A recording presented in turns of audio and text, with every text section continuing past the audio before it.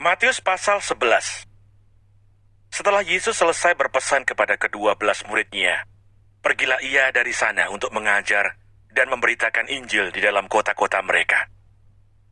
Yesus dan Yohanes Pembaptis. Di dalam penjara, Yohanes mendengar tentang pekerjaan Kristus, lalu menyuruh murid-muridnya bertanya kepadanya, "Engkaukah yang akan datang itu? Atau haruskah kami menantikan orang lain?" Yesus menjawab mereka, "Pergilah dan katakanlah kepada Yohanes, apa yang kamu dengar dan kamu lihat. Orang buta melihat, orang lumpuh berjalan, orang kusta menjadi tahir, orang tuli mendengar, orang mati dibangkitkan, dan kepada orang miskin diberitakan kabar baik, dan berbahagialah orang yang tidak menjadi kecewa dan menolak aku." Setelah murid-murid Yohanes pergi, mulailah Yesus berbicara kepada orang banyak itu tentang Yohanes. "Untuk apakah kamu pergi ke padang gurun, melihat buluh yang digoyangkan angin kian kemari? Atau untuk apakah kamu pergi, melihat orang yang berpakaian halus? Orang yang berpakaian halus itu tempatnya di istana raja. Jadi untuk apakah kamu pergi, melihat nabi? Benar, dan aku berkata kepadamu, bahkan lebih daripada nabi. Karena tentang dia ada tertulis, 'Lihatlah, aku menyuruh utusanku mendahului engkau. Ia akan mempersiapkan jalanmu di hadapanmu.' Aku berkata kepadamu, sesungguhnya di antara mereka yang dilahirkan oleh perempuan, tidak pernah tampil seorang yang lebih besar daripada Yohanes Pembaptis. Namun yang terkecil dalam kerajaan surga lebih besar daripadanya. Sejak tampilnya Yohanes Pembaptis hingga sekarang, kerajaan surga diserong, dan orang yang menyerongnya mencoba menguasainya. Sebab semua nabi dan kitab Taurat bernubuat hingga tampilnya Yohanes. Dan jika kamu mau menerimanya, ialah Elia yang akan datang itu. Siapa bertelinga, hendaklah ia mendengar. Dengan apakah akan kuumpamakan angkatan ini? Mereka itu seumpama anak-anak yang duduk di pasar dan berseru kepada teman-temannya, 'Kami meniup seruling bagimu, tetapi kamu tidak menari.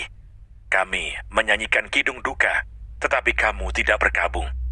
Karena Yohanes datang, ia tidak makan dan tidak minum, dan mereka berkata, 'Ia kerasukan setan.' Kemudian Anak Manusia datang, ia makan dan minum, dan mereka berkata, 'Lihatlah, ia seorang pelahap dan peminum, sahabat pemungut cukai dan orang berdosa.' Tetapi hikmat Allah dibenarkan oleh perbuatannya." Yesus mengecam beberapa kota. Lalu Yesus mulai mengecam kota-kota yang tidak bertobat, sekalipun di situ ia paling banyak melakukan mukjizat-mukjizatnya.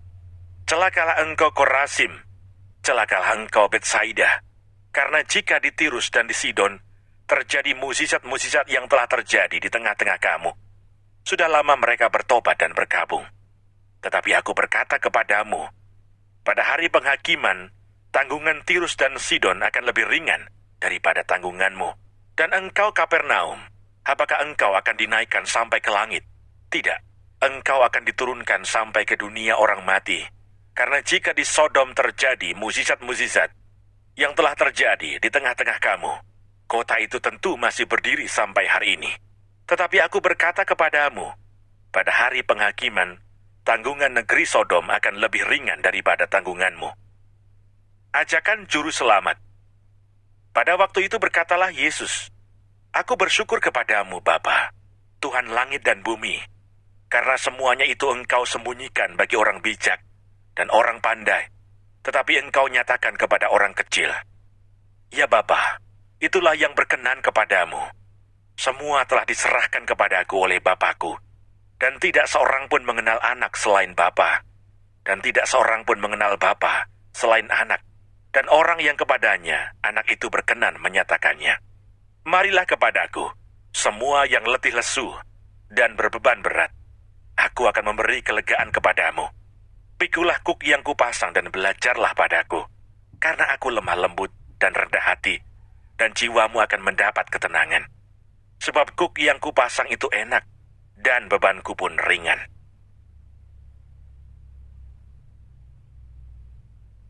Matius pasal 12. Murid-murid memetik gandum pada hari Sabat. Pada waktu itu, pada hari Sabat, Yesus berjalan di ladang gandum. Karena lapar, murid-muridnya memetik gandum dan memakannya. Melihat itu berkatalah orang-orang Farisi kepadanya, "Lihatlah, murid-muridmu berbuat sesuatu yang tidak diperbolehkan pada hari Sabat." Tetapi jawab Yesus kepada mereka, "Tidakkah kamu baca apa yang dilakukan Daud ketika ia dan mereka yang mengikutinya lapar?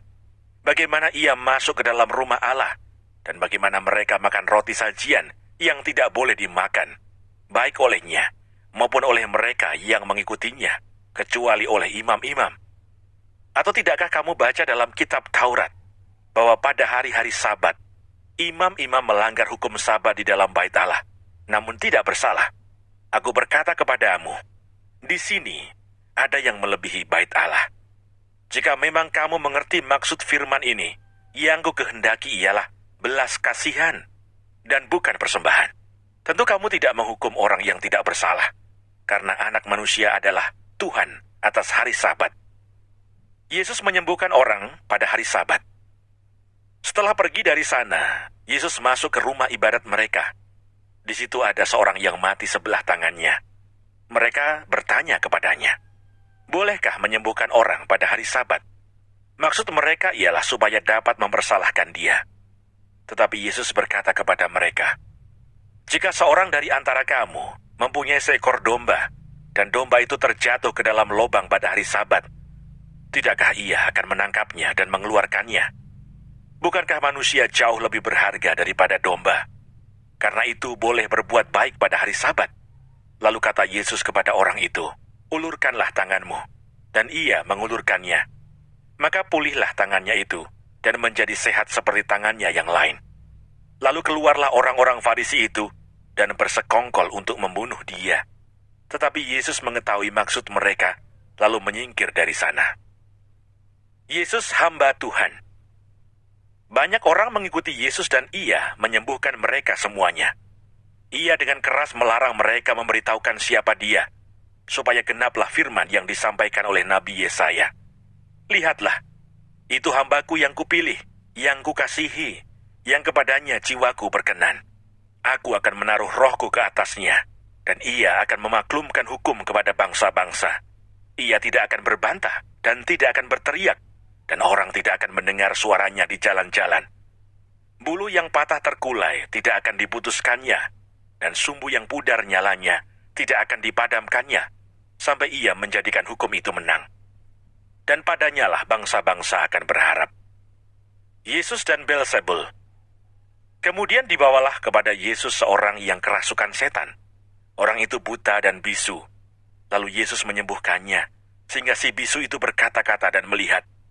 Maka takjublah sekalian orang banyak itu, katanya, "Ia ini agaknya anak Daud." Tetapi ketika orang Farisi mendengarnya, mereka berkata, "Dengan Beelzebul, penghulu setan, ia mengusir setan." Tetapi Yesus mengetahui pikiran mereka, lalu berkata kepada mereka, "Setiap kerajaan yang terpecah-pecah pasti binasa, dan setiap kota atau rumah tangga yang terpecah-pecah tidak dapat bertahan. Demikianlah juga kalau iblis mengusir iblis, ia pun terbagi-bagi dan melawan dirinya sendiri. Bagaimanakah kerajaannya dapat bertahan? Jadi jika aku mengusir setan dengan kuasa Beelzebul, dengan kuasa siapakah pengikut-pengikutmu mengusirnya? Sebab itu merekalah yang akan menjadi hakimmu. Tetapi jika aku mengusir setan dengan kuasa Roh Allah, maka sesungguhnya kerajaan Allah sudah datang kepadamu. Atau bagaimanakah orang dapat memasuki rumah seorang yang kuat dan merampas harta bendanya, apabila tidak diikatnya dahulu orang kuat itu? Sesudah diikatnya, barulah dapat ia merampok rumah itu. Siapa tidak bersama aku, ia melawan aku. Dan siapa tidak mengumpulkan bersama aku, ia mencerai-beraikan. Sebab itu aku berkata kepadamu, segala dosa dan hujat manusia akan diampuni, tetapi hujat terhadap Roh Kudus tidak akan diampuni. Apabila seorang mengucapkan sesuatu menentang Anak Manusia, ia akan diampuni. Tetapi jika ia menentang Roh Kudus, ia tidak akan diampuni. Di dunia ini tidak, dan di dunia yang akan datang pun tidak. Jikalau suatu pohon kamu katakan baik, maka baik pula buahnya. Jikalau suatu pohon kamu katakan tidak baik, maka tidak baik pula buahnya. Sebab dari buahnya pohon itu dikenal. Hai kamu, keturunan ular beludak, Bagaimanakah kamu dapat mengucapkan hal-hal yang baik, sedangkan kamu sendiri jahat? Karena yang diucapkan mulut meluap dari hati. Orang yang baik mengeluarkan hal-hal yang baik dari perbendaharaannya yang baik. Dan orang yang jahat mengeluarkan hal-hal yang jahat dari perbendaharaannya yang jahat. Tetapi aku berkata kepadamu, setiap kata sia-sia yang diucapkan orang harus dipertanggungjawabkannya pada hari penghakiman. Karena menurut ucapanmu, engkau akan dibenarkan. Dan menurut ucapanmu pula, engkau akan dihukum. Tanda Yunus. Pada waktu itu berkatalah beberapa ahli Taurat dan orang Farisi kepada Yesus, Guru, kami ingin melihat suatu tanda daripadamu. Tetapi jawabnya kepada mereka, angkatan yang jahat dan tidak setia ini menuntut suatu tanda. Tetapi kepada mereka tidak akan diberikan tanda selain tanda Nabi Yunus. Sebab seperti Yunus tinggal di dalam perut ikan 3 hari 3 malam, demikian juga anak manusia akan tinggal di dalam rahim bumi 3 hari 3 malam. Pada waktu penghakiman, orang-orang Niniwe akan bangkit bersama angkatan ini dan menghukumnya juga. Sebab orang-orang Niniwe itu bertobat setelah mendengar pemberitaan Yunus. Dan sesungguhnya yang ada di sini lebih daripada Yunus. Pada waktu penghakiman, Ratu dari Selatan itu akan bangkit bersama angkatan ini, dan ia akan menghukumnya juga. Sebab Ratu ini datang dari ujung bumi untuk mendengar hikmat Salomo. Dan sesungguhnya yang ada di sini lebih daripada Salomo. Kembalinya roh jahat. Apabila roh jahat keluar dari manusia, ia pun mengembara ke tempat-tempat yang tandus mencari perhentian. Tetapi ia tidak mendapatkannya. Lalu ia berkata, aku akan kembali ke rumah yang telah kutinggalkan itu. Maka pergilah ia dan mendapati rumah itu kosong, bersih tersapu dan rapi teratur. Lalu ia keluar dan mengajak 7 roh lain yang lebih jahat daripadanya, dan mereka masuk dan berdiam di situ. Maka akhirnya keadaan orang itu lebih buruk daripada keadaannya semula. Demikian juga akan berlaku atas angkatan yang jahat ini. Yesus dan sanak saudaranya. Ketika Yesus masih berbicara dengan orang banyak itu, ibunya dan saudara-saudaranya berdiri di luar dan berusaha menemui dia. Maka seorang berkata kepadanya, lihatlah ibumu dan saudara-saudaramu ada di luar dan berusaha menemui engkau. Tetapi jawab Yesus kepada orang yang menyampaikan berita itu kepadanya, siapa ibuku dan siapa saudara-saudaraku? Lalu katanya sambil menunjuk ke arah murid-muridnya, ini ibuku dan saudara-saudaraku. Sebab siapapun yang melakukan kehendak Bapa-Ku di surga, dialah saudaraku laki-laki, dialah saudaraku perempuan, dialah ibuku.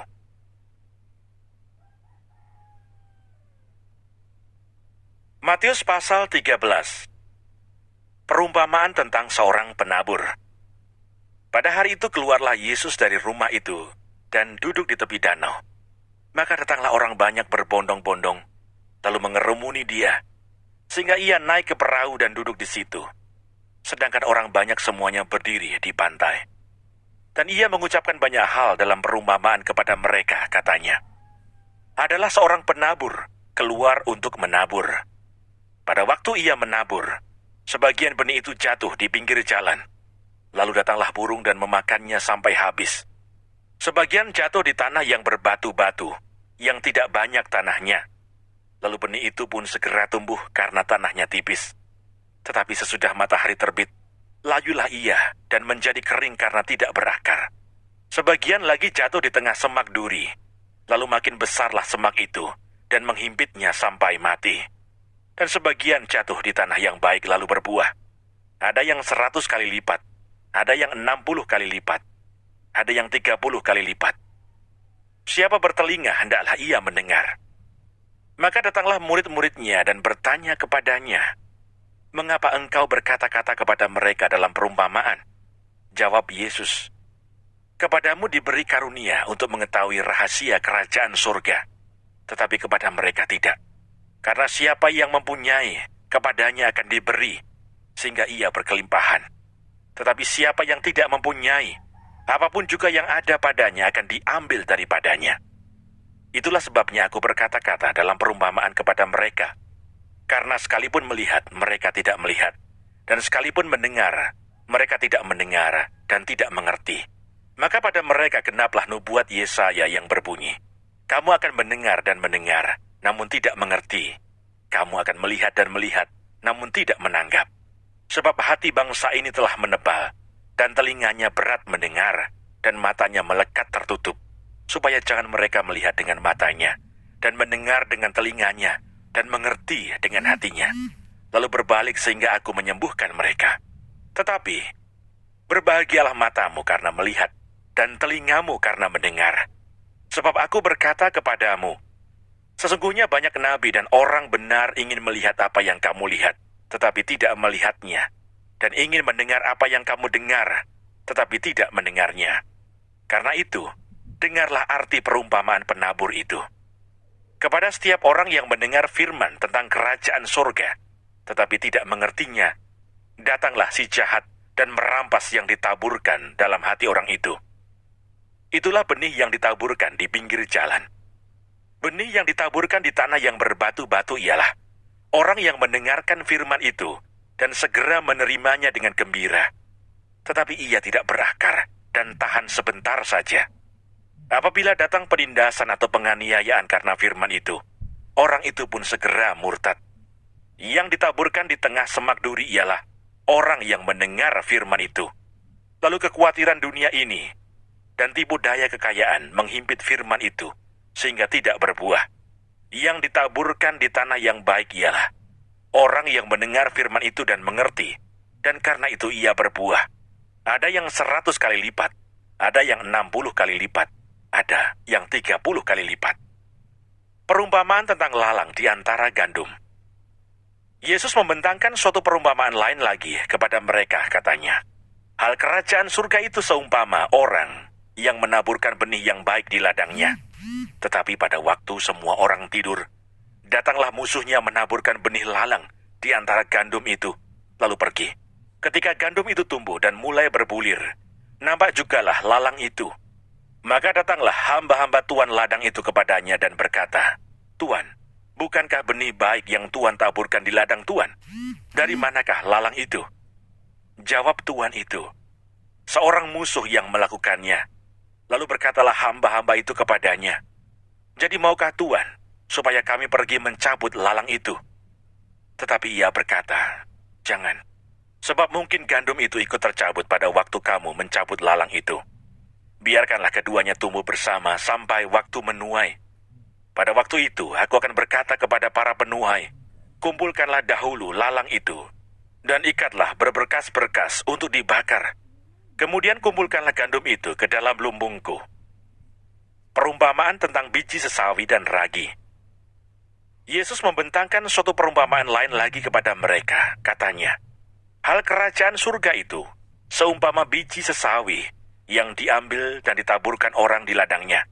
Memang biji itu yang paling kecil dari segala jenis benih, tetapi apabila sudah tumbuh, sesawi itu lebih besar daripada sayuran yang lain, bahkan menjadi pohon, sehingga burung-burung di udara datang bersarang pada cabang-cabangnya. Dan ia menceritakan perumpamaan ini juga kepada mereka. Hal kerajaan surga itu seumpama ragi, yang diambil seorang perempuan dan diadukkan ke dalam tepung terigu 3 sukat, sampai kamir seluruhnya.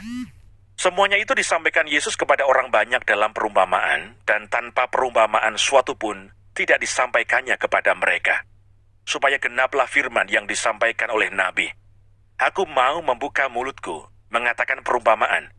Aku mau mengucapkan hal yang tersembunyi sejak dunia dijadikan. Penjelasan perumpamaan tentang lalang di antara gandum. Maka Yesus pun meninggalkan orang banyak itu lalu pulang. Murid-muridnya datang dan berkata kepadanya, "Jelaskanlah kepada kami perumpamaan tentang lalang di ladang itu." Ia menjawab katanya, "Orang yang menaburkan benih baik ialah anak manusia. Ladang ialah dunia. Benih yang baik itu anak-anak kerajaan, dan lalang anak-anak si jahat. Musuh yang menaburkan benih lalang ialah iblis. Waktu menuai ialah akhir zaman, dan para penuai itu malaikat. Maka seperti lalang itu dikumpulkan dan dibakar dalam api, demikian juga pada akhir zaman. Anak manusia akan menyuruh malaikat-malaikatnya, dan mereka akan mengumpulkan segala sesuatu yang menyesatkan, dan semua orang yang melakukan kejahatan dari dalam kerajaannya. Semuanya akan dicampakkan ke dalam dapur api. Di sanalah akan terdapat ratapan dan kertakan gigi. Pada waktu itulah orang-orang benar akan bercahaya seperti matahari dalam kerajaan Bapa mereka. Siapa bertelinga, hendaklah ia mendengar. Perumpamaan tentang harta terpendam dan mutiara yang berharga. Hal kerajaan surga itu seumpama harta yang terpendam di ladang, yang ditemukan orang, lalu dipendamkannya lagi. Oleh sebab sukacitanya pergilah ia menjual seluruh miliknya, lalu membeli ladang itu. Demikian pula hal kerajaan surga itu, seumpama seorang pedagang yang mencari mutiara yang indah. Setelah ditemukannya mutiara yang sangat berharga, ia pun pergi menjual seluruh miliknya, lalu membeli mutiara itu. Perumpamaan tentang pukat. Demikian pula hal kerajaan surga itu, seumpama pukat yang dilabuhkan di laut, lalu mengumpulkan berbagai-bagai jenis ikan. Setelah penuh pukat itu pun diseret orang ke pantai. Lalu duduklah mereka dan mengumpulkan ikan yang baik ke dalam pasu, dan ikan yang tidak baik mereka buang. Demikianlah juga pada akhir zaman. Malaikat-malaikat akan datang memisahkan orang jahat dari orang benar, lalu mencampakkan orang jahat ke dalam dapur api. Di sanalah akan terdapat ratapan dan kertakan gigi. Mengertikah kamu semuanya itu? Mereka menjawab, "Ya, kami mengerti." Maka berkatalah Yesus kepada mereka, "Karena itu setiap ahli Taurat yang menerima pelajaran dari hal kerajaan surga itu, seumpama tuan rumah yang mengeluarkan harta yang baru dan yang lama dari perbendaharaannya." Yesus ditolak di Nazaret. Setelah Yesus selesai menceritakan perumpamaan-perumpamaan itu, ia pun pergi dari situ. Setibanya di tempat asalnya, Yesus mengajar orang-orang di situ di rumah ibadat mereka. Maka takjublah mereka dan berkata, "Dari mana diperolehnya hikmat itu dan kuasa untuk mengadakan mukjizat-mukjizat itu? Bukankah ia ini anak tukang kayu? Bukankah ibunya bernama Maria dan saudara-saudaranya, Yakobus, Yusuf, Simon, dan Yudas? Dan bukankah saudara-saudaranya perempuan semuanya ada bersama kita? Jadi, dari mana diperolehnya semuanya itu?" Lalu mereka kecewa dan menolak dia. Maka Yesus berkata kepada mereka, "Seorang nabi dihormati di mana-mana, kecuali di tempat asalnya sendiri dan di rumahnya." Dan karena ketidakpercayaan mereka, tidak banyak mukjizat diadakannya di situ. Jangan lupa subscribe, nyalakan loncengnya, like, dan share. Terima kasih. Tuhan Yesus memberkati.